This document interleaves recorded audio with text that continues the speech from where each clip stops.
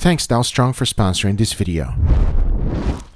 And this is today's special ingredient, a cocoa pod. Now its scientific name is this, Theobromate cacao, which literally means food of the gods. The skin of this one has a very unique color, but they have different colors, sometimes purple, orange, yellow, and even striped. This one is beautiful. Now there's different ways of opening it. Some people just karate chop them, but we're not animals here. I want to use every single bit of this thing and check out what's in the inside. Each pot will hold anywhere between 30 to 50 cocoa beans, and all of them are surrounded by this white pulp. Most people will not eat this. Can you believe it? It's used for animal feed? No. We're gonna put this pulp to good use. It has a sweet, tangy taste that reminds me of lychee. Inside of it, there's something special. Now we gotta remove the shell first, and if I do so, which is a tedious process, and most people never do it, you can see the cacao nibs. Once everything is separated, check it out. I have the nibs, the stem, and the shells with the pulp. This is what the nibs looks like without being crushed or fermented. The stem, no one uses. As you already know, it becomes animal feed, and so does the shell. But here's what I decided to do. I combined them both and chopped it up. And honestly, the smell that it was coming out of this thing was wonderful. It's like a sweet, tangy smell that is desirable. The nibs, on the other hand, has to go to a different process. So I quickly grab a tray, lay them down, and into the oven they go to roast. And as soon as they come out, they are much drier, they smelled great, and they now break apart very easily. This is what chocolate is made out of. They usually mix it with cocoa, butter, sugar, and milk powder to make your favorite chocolate.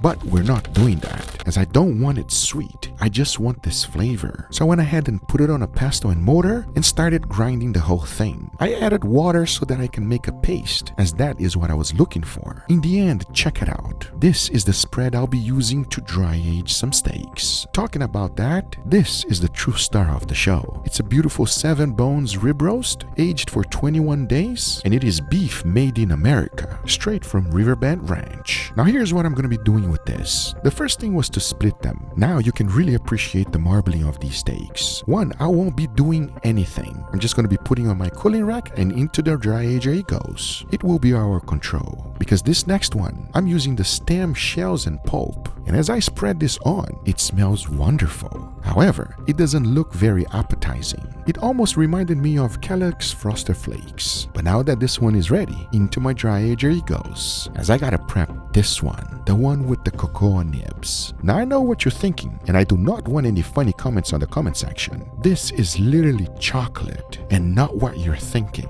Stop it. Come on now. If you think about it, this should turn out delicious, even though it looks a little sus. But now that we have it ready, into my dry ager it goes, as it will stay there for an entire month.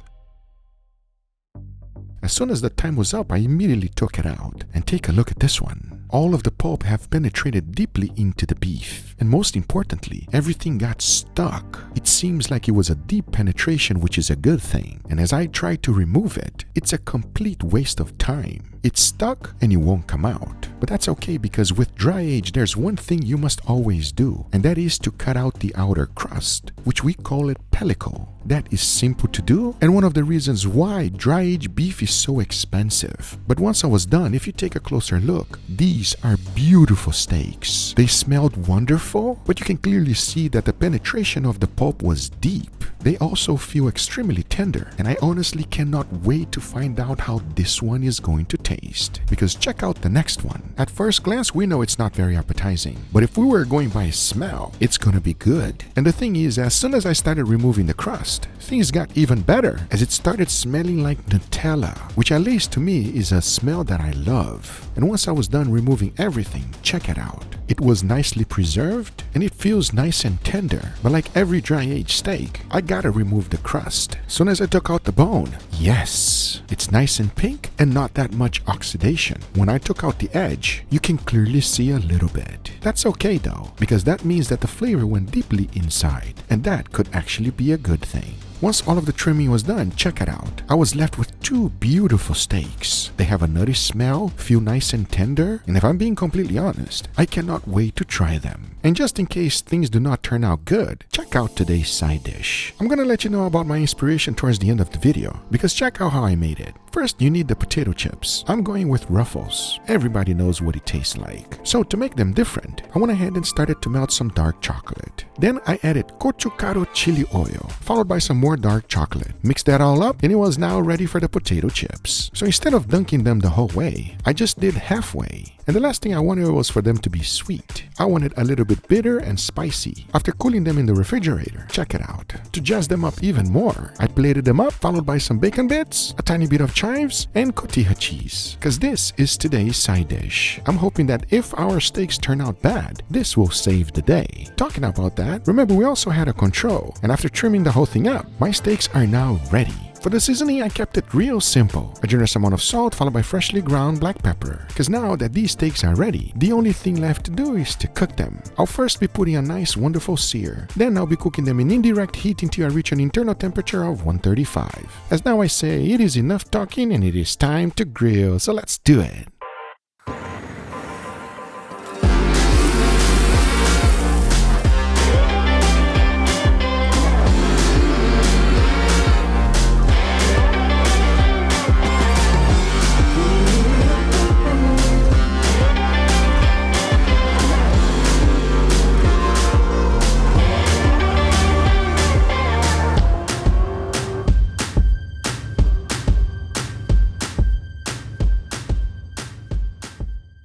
Before moving forward, I want to thank today's sponsor, Dowstrong. I get tons of comments asking me what knives do I use on my videos. So here you go. These are from Dowstrong. They have been a personal favorite of mine for years. Right here, I got two of my go-tos for working with meat like I do. The 9.5-inch chef's knife, and this is the 8-inch butcher and breaking scimitar from the Shogun series. They look epic, feel great, and most importantly, they get the job done better. With the holidays coming up, you can't go wrong with Dowstrong. If you're looking for a gift for your favorite chef, even if that's you, you know I don't recommend anything I don't stand behind. So head over to dowstrong.com and pick up a knife. Thanks Dowstrong for sponsoring this video. Now let's get right back to it. All right, everybody, and here we got our beautiful steak with an incredible side dish. What do you guys think, gentlemen? Incredible. Not incredible at all. This is a very ordinary looking side dish, Guga. Ordinary. Doesn't even look like a side dish. It just looks like stuff just put on a plate. Damn, bro, I'm getting roasted over here. You know, you love Flanagan's Nacho, you're addicted to it. That's where I got the inspiration, bro. Flanagan nachos don't have chocolate. Listen, it's not about this. Forget about the side dish. It's all about the steaks. I have 3 beautiful steaks. All of them have been taken care of in a certain different way with something extremely exotic. Ooh, that could either be really good or really bad, guys. Okay, enough talking. Let's give it a try. We're gonna start right here. Please dig in. Cheers. Cheers. Oh.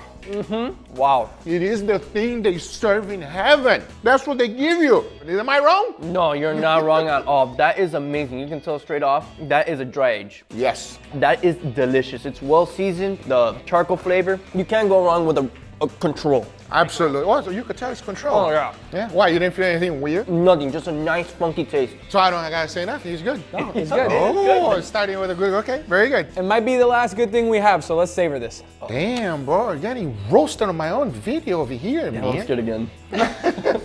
Let's go on this one right here and give me your honest opinion. Go. Cheers. Cheers. Ooh, it is smooth, everybody. More fermented. Yes. Very strong taste. Not bad. It does feel softer too, right? Much more tender. This steak tastes really, really good. Honestly, it tastes very similar to the control for me, where the main thing you feel is beef, but it's got an enhanced fermentation going on, and it's softer, which I like. Question, is this sweet? Not really. Good. Very, very good. That is delicious, everybody. Yeah. That is phenomenal. Now, it might look extremely disgusting when you're doing it, by the way. What? It's not very appealing when you're looking at it. However, it tastes incredible. The steak still tastes like steak, but better. Agree? Agree. Now, you two making fun of me, we have to try. We got ghetto nachos. Yeah. Damn, I'm not bro. too excited about this side Bro, dish, but this is like Michelin star level, bro. Listen, this guy's roasting over here. Go ahead. Cheers. Cheers.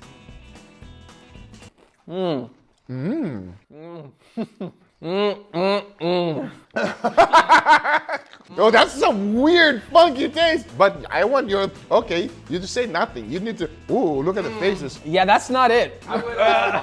If I'm at a restaurant, you bring this to my table, I'm asking for this to be sent back to the kitchen. It's weird because all of the flavors kind of fight each other. Like there's some bitterness from the chocolate, some savoriness with the bacon. It just doesn't feel cohesive. Wow, you guys are haters, you? I agree with him, and also it is a little spicy, but it's such a like the back end. But overall, I'm not a big fan of, I believe that's dark chocolate. I don't know, I'm just not a fan of that combo. Yeah, I see you guys gotta say it like it is, because I'll be honest with you, everybody. Sometimes I think in one direction and it goes completely different direction. And I'll be honest with you guys. I hate it. I did not expect you to say that. It's not good. I'm so sorry. I was trying to do something better for you. I know you like nachos. I try my best, bro. It doesn't taste good, bro. Guys, please don't try this at home, all right? I'm sorry. Sometimes my side dishes are really good, but not today. With that being said, the steaks have been good. Yep. That's all I care about. Let's go to the last one. Let's go. Please dig in. Cheers. Cheers. Oh, coming out of that, it tastes so good in your mouth, right? Well, yeah. See, that was my strategy all along, because that tastes like crap. Yeah. This one tastes so good, everybody. Oh, man. I love that it washed that chocolatey flavor right out of my mouth because it tastes like steak. It's really good. I will say that there's another flavor there that to me at least feels a little bit like earthy, muddy kind of. I taste less of the seasoning and more of whatever the ingredient is, but it doesn't overpower the beef flavor. I feel like if anything, the steak got more caramelized. I agree with this. I think the biggest difference is the steak in the middle, because that was such a different flavor and different experience. And, you know, even though it might look funny when we were doing it on the video, you guys don't know what it is, but now I could tell you. Is it fair to say that the middle one was the winner? I think so. It was also the softest one. Softer is more tender. I'm crying from this thing. This was funny. You guys are comedian, but that does taste bad. Don't do that, okay? By the way, I used a cocoa pod where chocolate comes from. Never seen it in person, but Yeah, what? So basically the pulp was used for this one here, and the actual cocoa nibs were used for this one here. I'm just surprised that it wasn't sweet. None of these steaks were sweet or chocolatey, which is what you would expect when you dry age them in chocolate, pretty much, right? Exactly. But those are the results. I hope you guys enjoyed this video. If you did, hit that thumbs up. If you're not a subscriber, be sure to subscribe. And we'll see you guys on the next one. Take care, buddy. Bye-bye.